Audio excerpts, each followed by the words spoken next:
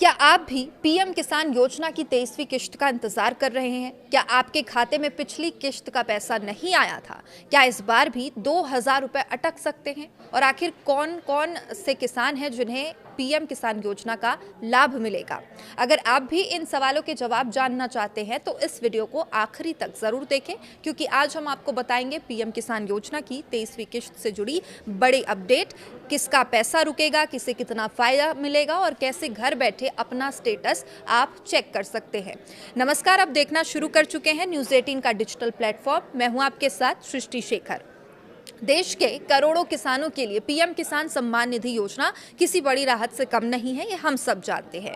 इस योजना के तहत केंद्र सरकार हर साल किसानों को 6,000 रुपए की आर्थिक सहायता देती है। ये पैसा 3 बराबर किश्तों में यानी हर 4 महीने में 2-2 हजार रुपए करके सीधे किसानों के बैंक खाते तक पहुंचता है।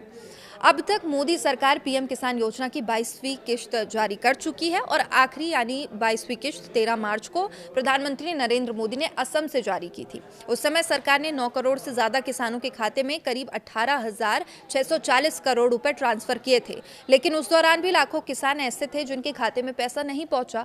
अब खबर यह भी कि 23वीं किश्त में भी कई किसानों को झटका लग सकता है, यानी कुछ किसानों के खाते में 2,000 रुपए क्रेडिट नहीं होंगे।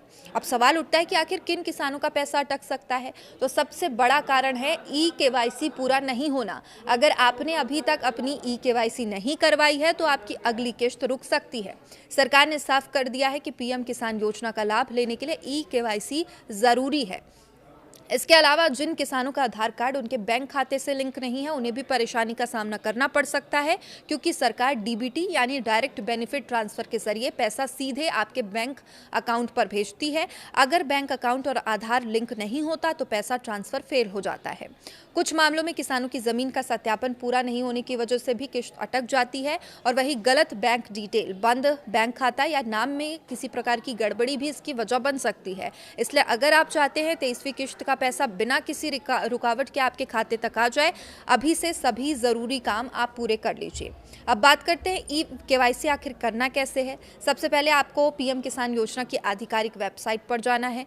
वहां ई-केवाईसी का विकल्प दिखाई देगा, उस पर क्लिक करें। इसके बाद अपना आधार नंबर दर्ज करें और इसके बाद आपके आधार से लिंक मोबाइल नंबर पर ओटीपी आएगा। ओटीपी डालकर वेरिफिकेशन पूरा करें और सबमिट कर दें।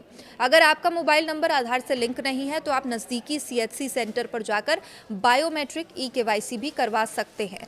अब सबसे बड़ा सवाल, आखिर 23वीं किश्त कब आ जाएगी?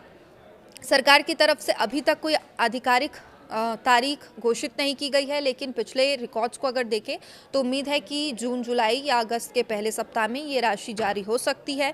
पिछले साल यानी 2024 में वित्त वर्ष की पहली किश्त 18 जून को जारी हुई थी और वहीं 2025 की पहली किश्त 2 अगस्त को आई थी। ऐसे में माना जा रहा है कि इस बार किसानों को जून से अगस्त के बीच खुशखबरी मिल सकती है।